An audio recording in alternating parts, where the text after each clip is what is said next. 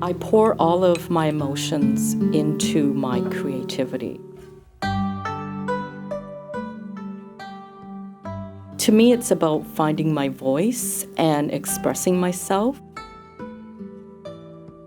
For a long time, I did not vocalize things that were happening internally, and there was so much happening.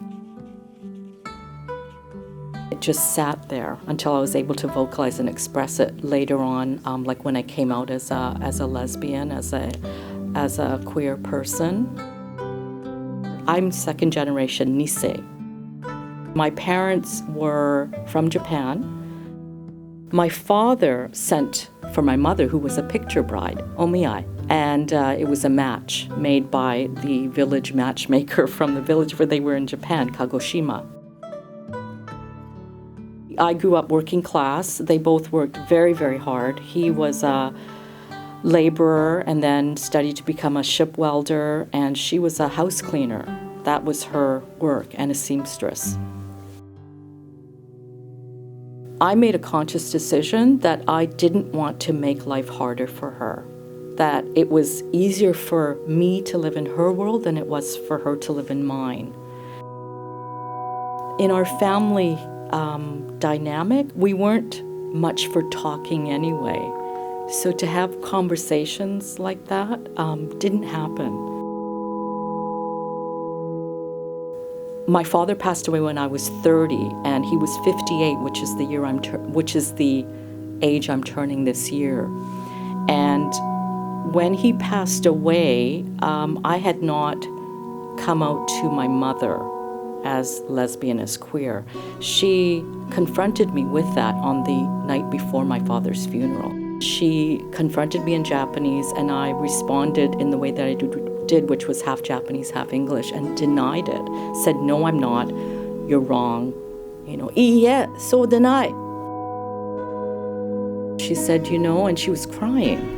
And I'd rarely seen my mother cry. And she said, "I am so sorry that I neglected you." She probably thought she was to blame for my being a lesbian, my being queer, that the life I was choosing, and that it was going to be hard for me.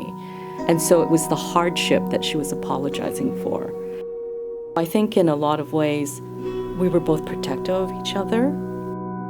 She did come round because I was her daughter, her only daughter, and she loved me and wanted me in her life. I wrote a one-act play. I was able to pour all of that feeling and creatively express that whole experience. When I first came out, I came out as a feminist as well. What was happening at that time in the feminist movement was that women of color were pushing and saying, "We're here, we are the movement as well, we are the movement." The difficulties faced in the 80s, organizing as a woman of color, was the pushback from white feminists against the issues around racism specifically. A white working class woman called me the queen of racism. I remember being quite shocked and hurt when she said, "Yeah, well, you're the queen of racism, Terrie." As I did, I wrote a poem about that, which was called The Queen of Racism. I remember doing the piece, and people came up to me afterwards. A woman of color came up to me, and she was crying. And she said, "You just told my story." And we cried together. Our shared humanity is so important. We must remember that.